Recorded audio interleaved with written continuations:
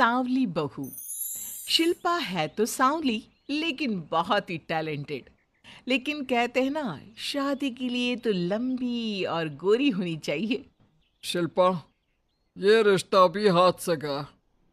अरे कितनी बार कहा वो गोरी होने वाली क्रीम लगाया कर, लेकिन नहीं। किताब से सर खपाने से फुर्सत मिले तब ना। तू ही क्यों नहीं इसके लिए उपटन तैयार कर देती? शर्मा जी की बेटी का कम रेट में कितना अच्छा रिश्ता हुआ है। इसकी तो उम्र के साथ ही लड़के वालों की डिमांड भी बढ़ी जा रही है। शिल्पा को ये बातें अब बुरी नहीं लगती थी। लगे भी क्यों, बचपन से सुन जो रही थी वो ये सब कुछ। उसके लिए ये तो मात्र एक कान से सुनना और दूसरे कान से निकाल देने वाली बात थी। फिर एक रोज, पापा पापा मेरी नौकरी लग गई है।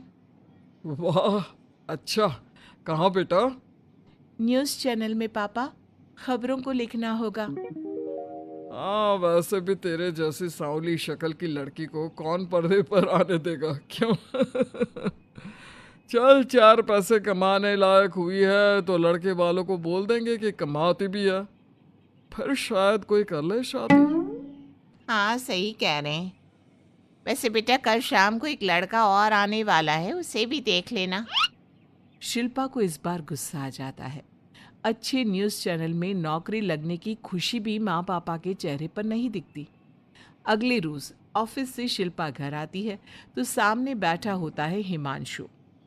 हिमांशु शिल्पा को देखता है तो पहली नज़र में तो वो उसे पसंद नहीं आती, लेकिन फिर भी फॉर्मेलिटी तो करनी थी। हाँ, ओके, तो क्या शौक है तुम्हारे और खाने में क्या क्या बना लेती हो? मुझे पढ़ने लिखने का शौक है। खाना बनाना नहीं आता, बिल्कुल भी नहीं आता। पर फिर भी क्योंकि ये रिवाज है कि बहू को खाना बनाना होता है तो थोड़ा बहुत बना लूँगी, लेकिन उतना ही वक्त किचन को दे पाऊँगी जितने में मेरा काम, मेरी नौकरी सफ़र ना हो। बाकी भूख तो तुमको भी लगती होगी, तो खाना बनाने की जिम्मेदारी दोनों की ही होगी, है ना? शिल्पा बोले जा रही थी। अब तक जिन लड़कियों से हिमांशु मिला था, शिल्पा उन सब से अलग थी। वो ऐसी ही तो लड़की चाहता था। शिल्पा से बात करने के बाद, ठीक है, फिर शादी 2 महीने बाद करेंगे। वो क्या है ना, खाना बनाना भी तो सीखना होगा ना। मुझे मंजूर है। शिल्पा को भी हिमांशु अच्छा लगने लगता है। दोनों की शादी हो जाती है, लेकिन शादी के बाद से ही हिमांशु का परिवार शिल्पा के रंग को लेकर कई बातें बनाता। क्या बात है हिमांशु, क्या कमी हो गई थी जो ऐसी काली सी बहू ले आया? काली काली तो नहीं है। हाँ, मेरी शिल्पा का रंग हल्का सांवला है। वैसे आप तो कृष्ण की भक्त हैं, जानती है ना, उनका रंग भी सांवला था।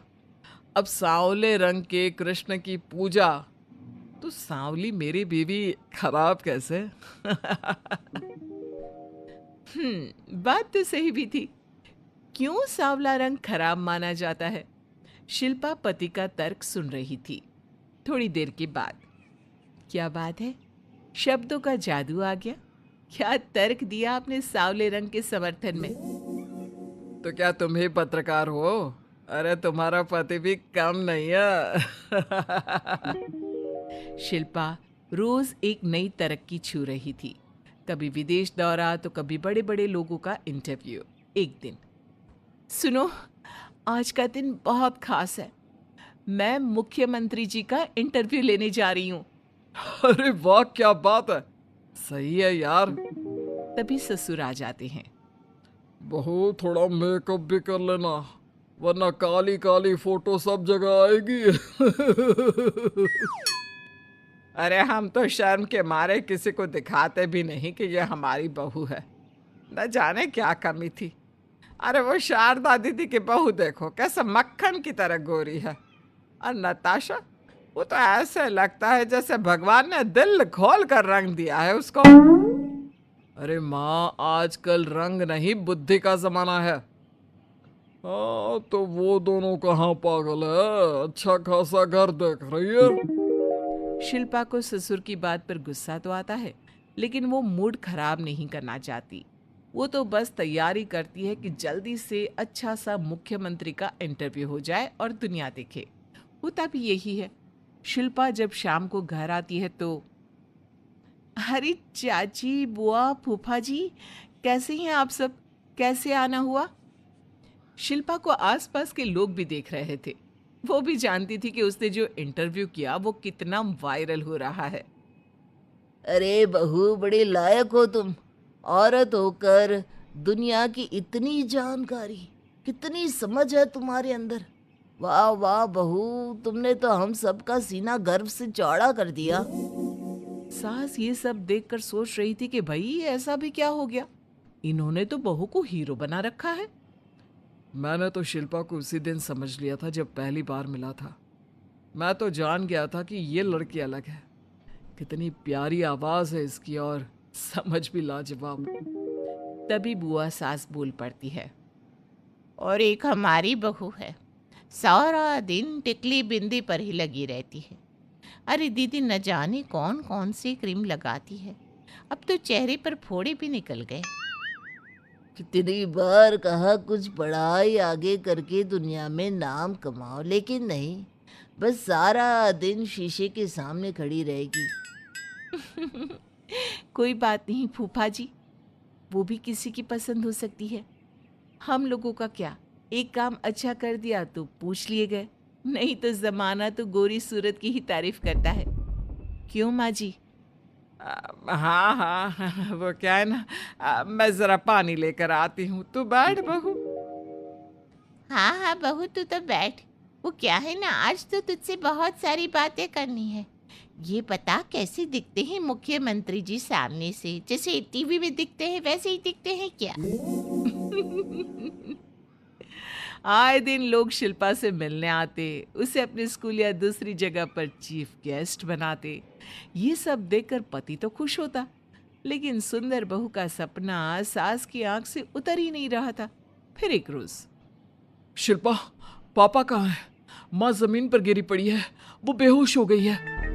शिल्पा की सास को गंभीर बीमारी हो जाती है और फिर, आप लोग अपनी माँ की किसी बात को मना ना करना, उनका दिल कमज़ोर हो चुका है। दिल में कोई बात लगेगी तो उनके हार्ट अटैक आने के चांसेस हैं, तो समझ रहे हैं ना। कुछ दिनों में ठीक होकर सास घर आ जाती है और फिर एक दिन, देख बेटा, मैं मरने से पहले एक सुंदर बहू का चेहरा देखना चाहती हूँ। अरे मैं नहीं चाहती कि तू इस काली कलूटी के साथ रहे, छोड़ दे इसे। अरे कल को तेरे बच्चे भी ऐसे काले पीले पैदा होंगे और फिर हमारा खानदान देखने लायक नहीं होगा। शिल्पा सुन रही थी, वो परेशान हो रही थी। वो सोचती है कि एक बार वो अपने पति से बात करके देखेगी। सुनिए ना, मुझे आपसे बात करनी है। मुझे भी शिल्पा, मैं माँ के बिना नहीं रह पाऊंगा, तुम समझ रही हो ना। शिल्पा को दुख होता है, लेकिन वो क्या करती। वो हिमांशु को तलाक देने का सोच लेती है और फिर, शिल्पा, शिल्पा, माँ की हालत फिर खराब हो रही है, क्या करूं? माँ को सबसे बड़े अस्पताल में भर्ती करना होगा। लेकिन वहां तो बेड के लिए बड़ी बड़ी सिफारिश करनी पड़ती है। हाय रे, मेरा मन आता है, मैं मर न जाऊं, मुझे बचा ले बहू।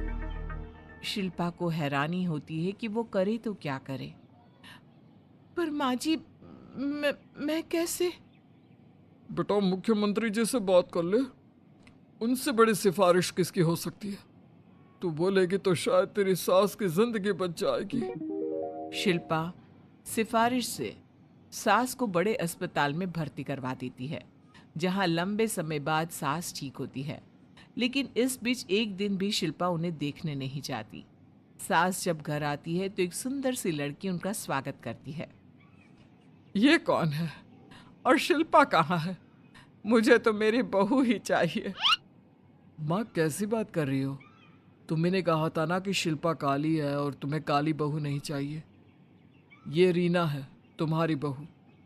नहीं नहीं, मुझे माफ कर दो, मुझे तो मेरी शिल्पा बहू ही चाहिए। उसी के कारण आज मेरी जान बची है। मैं नहीं समझ पाई कि सुंदर शक्ल से ज्यादा सुंदर दिल और आचरण होना चाहिए। लेकिन अब क्या, अब तो देर हो चुकी थी। हिमांशु भी जानता था कि आत्मसम्मान वाली शिल्पा अब उसकी जिंदगी में वापस नहीं आएगी। अब तो शिल्पा को वे लोग बड़े बड़े चैनल की स्क्रीन पर देखते और अफसोस करते। शिल्पा चाहती तो कभी तुम्हारे लिए सिफारिश नहीं करती।